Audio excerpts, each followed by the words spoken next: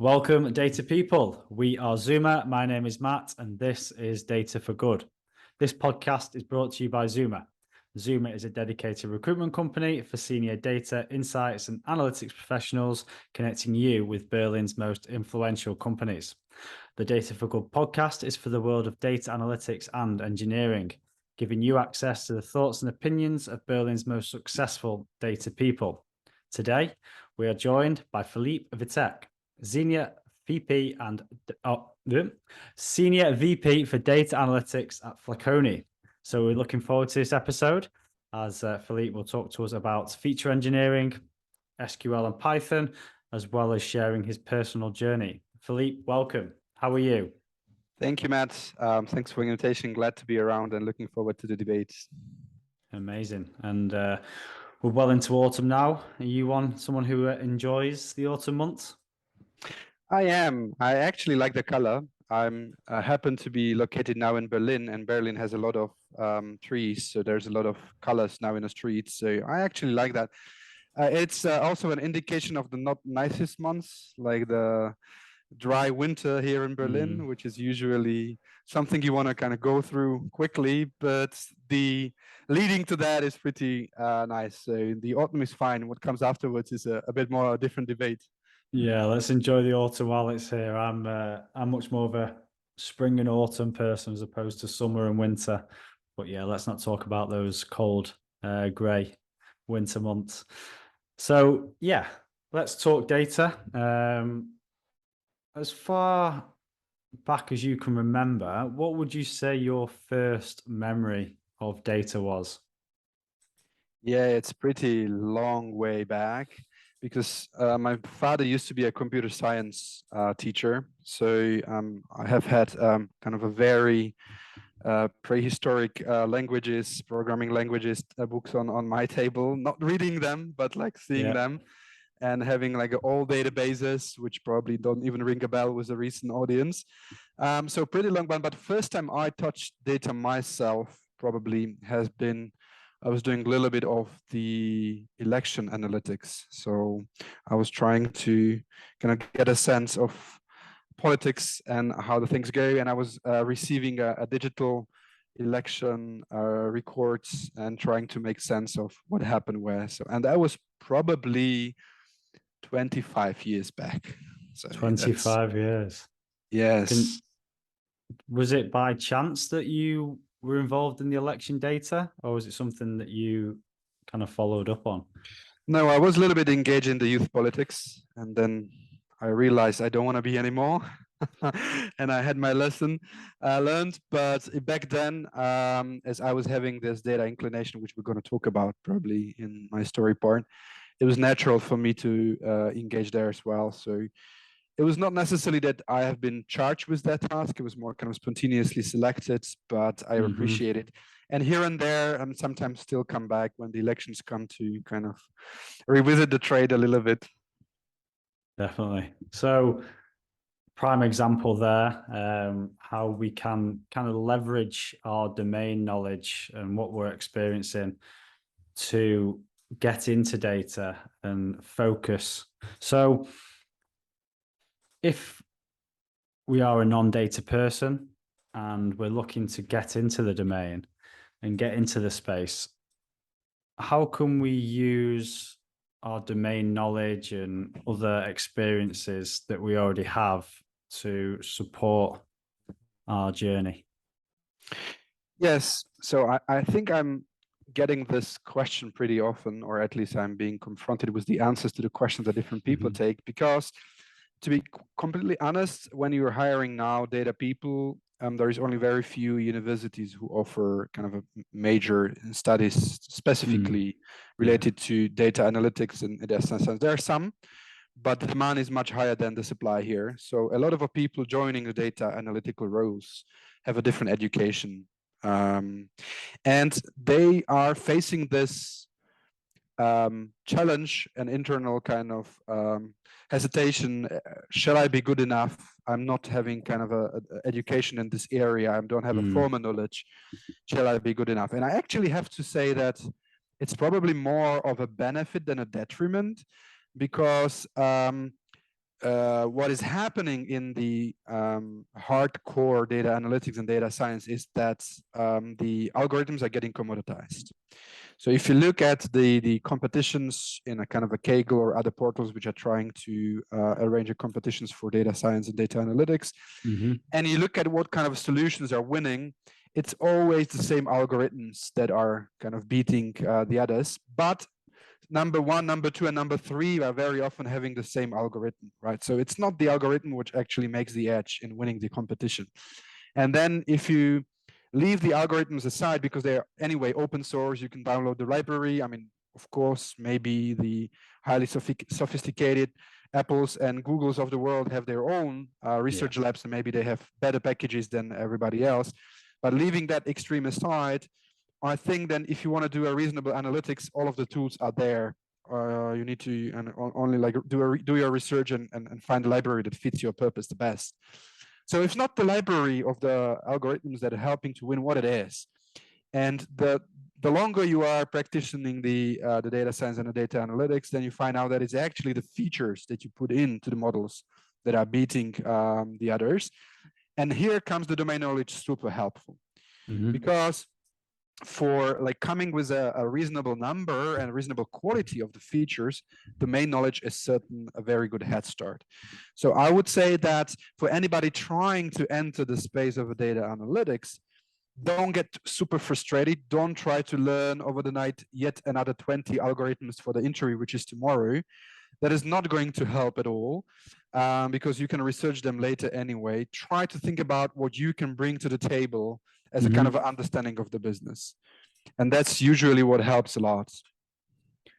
So it sounds like we should be starting with the problem and trying to solve that, as opposed to all the tools and technologies that we need to do the job.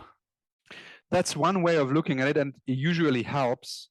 The only thing you have to be careful about that sometimes when you have a limited knowledge of the toolbox, everything looks like a nail for a person with a hammer. So this is the only extreme you have to be careful about, because I do see people who know few algorithms and then they throw it on any question being asked. So that's not the way to go.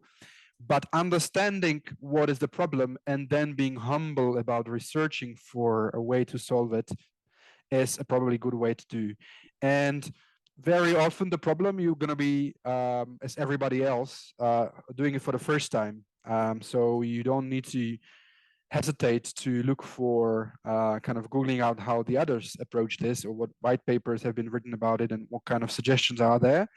Usually the resources are fairly good.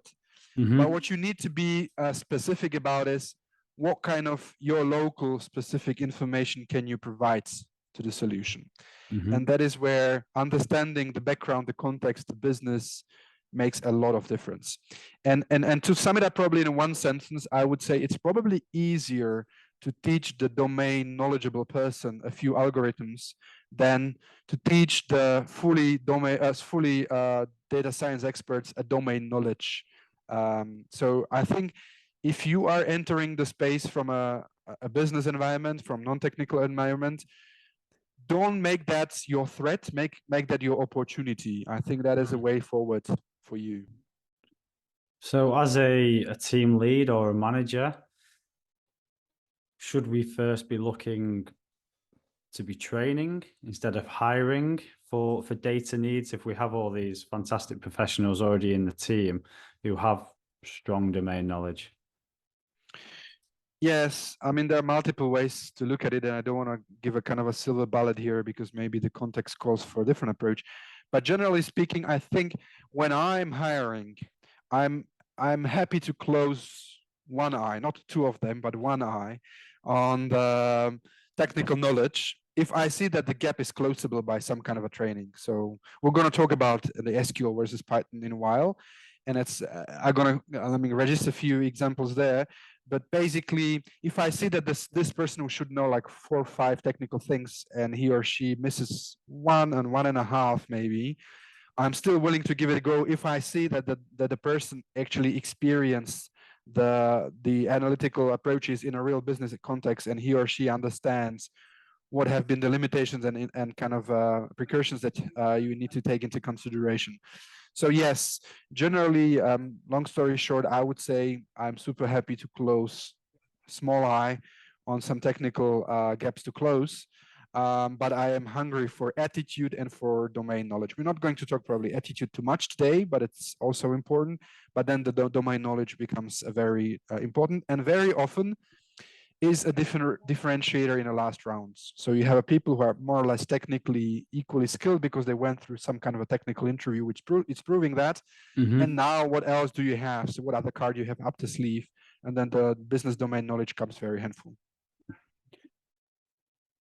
So to kind of wrap it up, if I was a non-data professional and ignoring the hard skills and looking to maybe explore the possibilities of working in data, what are the first questions that I need to be asking myself to confirm my thoughts and give it a go?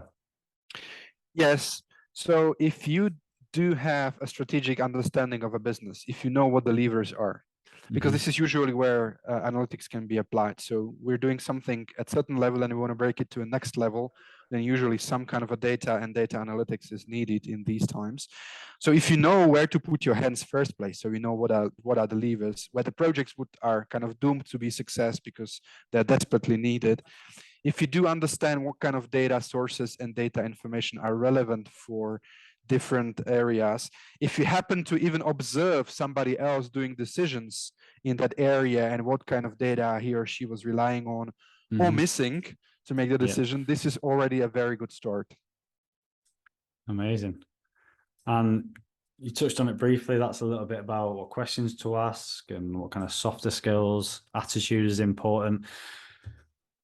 But a lot of people are looking into data and thinking SQL versus Python, and Python seems to be the cool, shiny option as opposed to the very robust and reliable SQL. So tell us why this is a talking point. It's interesting because I'm in the industry for more than 20 years, I do see a little bit of a shift in the mindset. So when I started back then my career, there were proprietary software analytics like SAS, SPSS, RapidMiner, and similar things. And most of the data handling was done by SQL back then. Python did exist, but was not very popular to actually make utilization in data sector. Then Python came up with tools to do similar things like SQL. So you can group by in Python, you can actually filter, sometimes even more kind of comfortably in Python. So there was a generation of people coming out of mainly universities being taught Python first. And it's interesting because like observing these two cohorts of people, because I had a mixture of Python first and SQL first people in a teams. And to be completely honest, usually the SQL first persons were doing reasonably well, but the Python first people were a little bit volatile in their contribution. And the reason for that is that a lot of people still don't realize that even though the Python can do the shiny and things, I mean, with all the respect, there's a ceiling to the SQL, what it can do. A lot of people try to push the ceiling upper, but there is a clear ceiling of what it can do. And there's a lot of work which doesn't make sense to do in SQL, and you should do kind of Python for Spark or even other ways forward. However, for initiation or for the early projects, you're not very likely to get to the most sophisticated things first, but you still have to do your homework of extracting, transforming, joining, or kind of filtering data. And most of the systems which you're going to get the data from are still operating on a relational databases. So the way to extract them would be either to get an CSV or flat file, or to get an SQL query. And in both cases, you would need to be somewhat SQL literate to go that pathway. So not that I necessarily want to suggest to ditch the Python and just embrace the SQL only. But if you're thinking about entering a domain of the data analytics, and you don't really want to kind of crave for the most sophisticated scenarios, because there are some personally which want to do only the cutting edge things. So for cutting edge things, obviously, SQL is not enough. Even Python is not enough, to be honest. But if you are just looking for a nice earning, interesting and engaging job, and you don't crave for the most cutting edge things, I think SQL comes as a first resource to learn as a much safer, because I think it opens so many more doors than would the Python do. Let me give you a few examples. So Yeah, when you're please. entering the domain of the data analytics, usually the first positions that you like entry positions that you mean are data analytical positions, or BI, so business intelligence positions, or some kind of a data handling. We call it also a data janitor position. So like making sure that the data is flowing well, right? So all of these positions are SQL heavy, right? So if you want to enter through kind of a bar which is easy for you to overcome, I would strongly suggest to learn SQL first, then Python. Also, with all the respect, I think that SQL is somewhat already fixed, or let's say rounded scope of a knowledge, so it doesn't actually explode and get bigger. The problem with the Python, Spark, and the other more fancy languages or more fancy tools is that they evolve pretty quickly.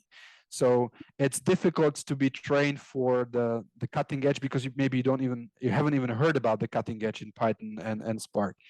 So it is more risky for you to kind of try to enter while hunting the moving targets of the Python. And it's probably easier to learn to throw your darts into a static kind of a target. And therefore, I think SQL is an easier to enter. But of course, it's not guaranteeing you the upper layers of the sophistication. For that, you will need to make another step up. So it sounds like SQL is the foundation. It's the most common entry into success in the data analytics world. Yes, I think the foundation words comes really well suited here. I would even add maybe on top of that SQL is a relatively safe bet. So if you know SQL well, there are always jobs will embrace you and will embrace you easily. So if you want to enter the domain and you're not too adventurous, I think it's a better way to go.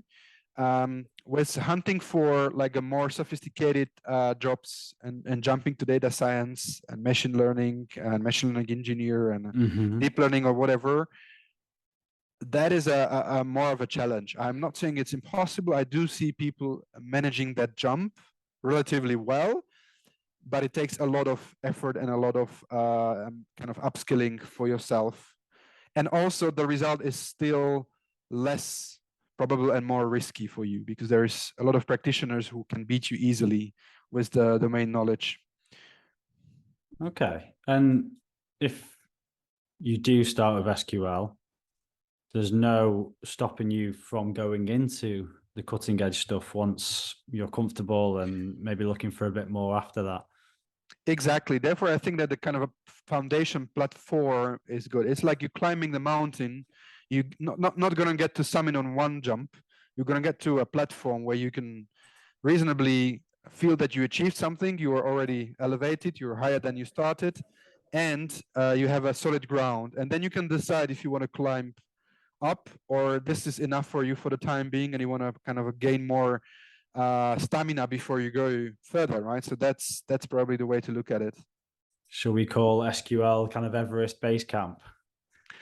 Yes, maybe even like Camp 1. Okay, Camp 1. It's an achievement getting to base camp, and the top's not for everyone, and maybe that's a good analogy for the data world and getting into it. You say it changes a lot, the cutting edge. How is it if you were to have your foundation in SQL? How is best to keep your finger on the pulse with data? Is there any articles, people that could be inspirational for people to follow or to check out? Yes, I think if you are on a LinkedIn, the audience is very generous there, and there's a lot of sharing. Also, kind of a Medium or another blog spheres where you can find out a lot of the good data practitioners and I try to stick to that rule, try to have their own blog, and kind of have their own perspective, either for company or for themselves. So usually when you find, let's say, leaders of data companies and data positions, they usually have their own way of disclosing what they have come through, because luckily enough, maybe not that much to contrary to the other domains, but in data analytics, the give and take is very prominent. So there's a lot of people willing to share the experience because they understand this is the only way that they might get experience themselves, probably, right? So that's the way. So I would definitely suggest, I mean, look for a company where you would like to work, look for their data leaders, and browse their LinkedIn profiles, follow them on social media, Twitter, LinkedIn, or whatever is the choice of yours. And you will get a reasonable chance because they also forward, share, or kind of point you to interesting points.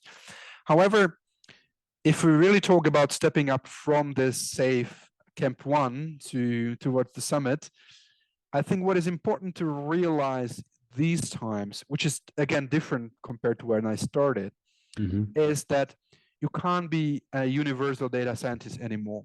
So what I mean by that, when I started, a lot of the jobs, you can go from one job to another job very easily without too much of the upskilling, because they were more or less using very similar tools, right?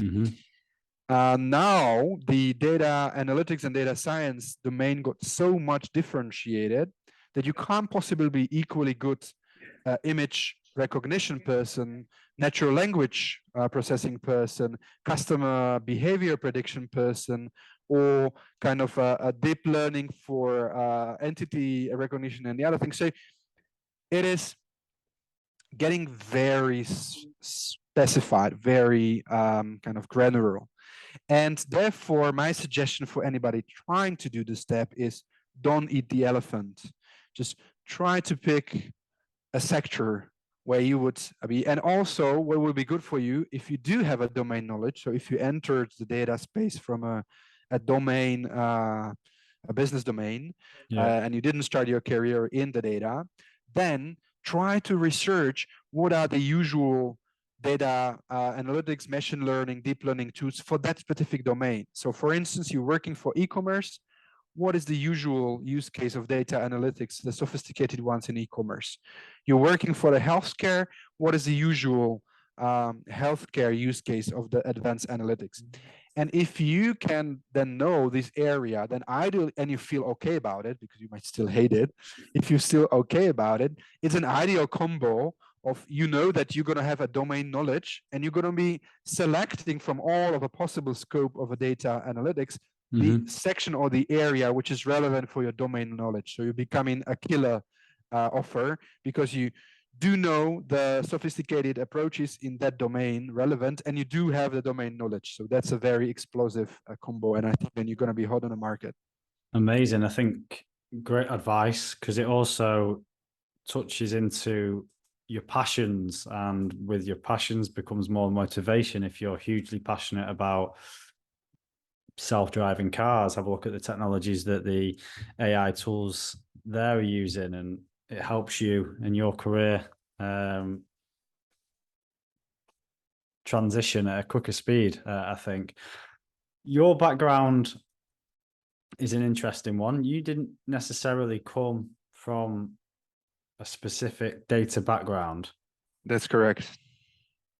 So what were the major crossroads that you experienced? I mean, hugely successful as a senior VP now. Thinking back, what were those checkpoints?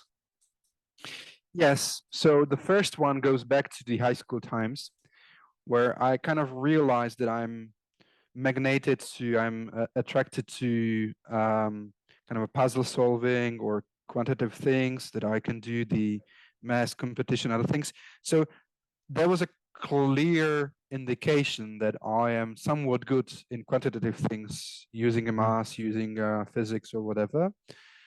But the learning point here was that I realized that I don't want to get scientific about it.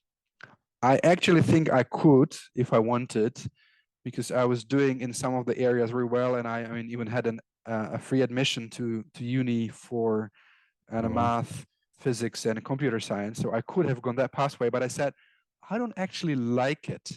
I don't want to be scientific per se. And I make a joke that I said to myself, I like playing strategic games. I want to use my skills to like play the strategic games in my real life. Nice. And I realized that I want to do an applied career. So I don't want to do the primary research. I don't want to kind of look for mathematical problems that are waiting 200 years to be solved. But I rather take, let's say, mid and a higher upper tier of the quantitative skills and utilize it to make a business difference. And this has been a silver line going through all of my career. So I had a very conscious decision about it, and I stick to it. So anytime I look for the job, my primary concern is not what the salary is and who my boss will be, but is it scenario where the data can be enabler and bringing a impact, right? Yeah. And if it is, then it's past the first screening. It's still not the win, but it is kind of passing the first screening. There's a lot of companies where this is not the case. Yeah. They want to have the data analytics for the sake that it would be too, they're probably public listed and they would be too stupid not to have that, or like they are having competitors and they have it, so they want to have it as well, just not to have a competitive disadvantage. But not that many companies actually use the data, still not use the data as a competitive advantage. So I'm looking for the areas where it is. So the first conscious decision has been in kind of end of a teenage, start of uni times, where I said, okay, I want to be applied. Yeah. Now that has also another crossroads on it. And I said like, okay, but if I want to be applied, I rather be a sophisticated applied, because the thing is that if you decide to be applied, you still go back to beg my pardon to Excel times, right? So you can go to kind of doing a rudimental, easy formulas in the tabular tools, but that was not what I wanted. But I understood from the very beginning. So okay, if I have this muscle of having a quantitative skills. I want to be business useful. So let's actually take it to a bit more extreme. Let's take it to the advantage. And I kept through all of my universities. I studied business. I had a double major in finance and strategy. So I studied and completed business. But for instance, my master's thesis had been on neural networks in managerial decision making, right? And that gives you a little bit the flavor of what I mean. So it was in a business. It was very business focused, business oriented, but it was utilizing the data analytics and kind of a sophisticated analytics as an enabler, as a driver. Yeah. So that was probably my second crossroads. And then ever since, I was trying to keep the mission, so keep the focus. I was thinking, if like you asking that question, if there were any other important turning points. Yeah. And I would probably, I don't know how much time we have. I would probably able to name few. We have time. I think they were a little bit more subtle, so they need a little bit of the background explanation. But ultimately, so when I started to do the analytics, I was still not sure what kind of domain I would like to apply it. So this discussion we had a few minutes back. So hey, ideally, when you want to step up, it's like you don't try to be universalist. You try to be a generalist. You try to be kind of specialist for a specific domain. And it took me quite a while to understand what it is. And I went through several industries to test that. So I mean, I would encourage people who have the luxury of like living in a market where you can have a different domains and different job arenas to try. And if you're living in an area where this is not the case, try to think about moving when you're still young to possibly a place where you can rotate through different industries to find out. Maybe you're so passionate about something, like my brother is, for instance, very passionate about the food business. So he's very clear to go for that, and nothing can take him away from that pathway. So if you are that kind of a person that you have the ultimate polar star and you know like where to go. Just follow it. If you're not, don't hesitate to invest first few years of your career into finding and trying. I don't suggest that you enter a company and try to do a data analytics there for like, I don't know, 10, 20, 30 years. That's probably not going to work really well. So that was another turning point. So I invested a few years to find out which industries I want to work for, which industries I don't want to work for, which domains are like using my data more or less. And it's just a kind of very specific insight, not to stay theoretic. Mm-hmm. So what I do has much more effect on a B2C than B2B. And I tried also B2B, and I learned that it works to some extent, but the B2C, with what I can do and with my skills, I can make a much more bigger splash. So that's one way I started to look at it. So I started to prefer in my next career move search the B2C companies. The same way I realized that the companies which are transactional are somewhat more prone to use my know-how. So then again, that that limited it down to, as I was saying, no to production companies, for instance, because I said like, I understand what you need, but this is, I mean, I think there's a better person than me for that. So this helped a lot. And then the last maybe turning point of my career path was like, how do you, I think climbing a ladder is not a nice analogy. I don't really like it, but maybe how do you progress up the hill of the responsibility? And a lot of people don't realize, but the biggest turning moment is when you turn from expert to a first manager. Yeah. So usually it's like you being the most senior person in the team and you're asked to be a team lead or something of that kind. That is the most crucial step of your career, because you have to be super honest to yourself if you're standing on the right side of a river. A lot of people feel tempted to kind of switch to the managerial rail because they see that usually the managerial takes you longer for salaries or kind of status or whatever you're looking for.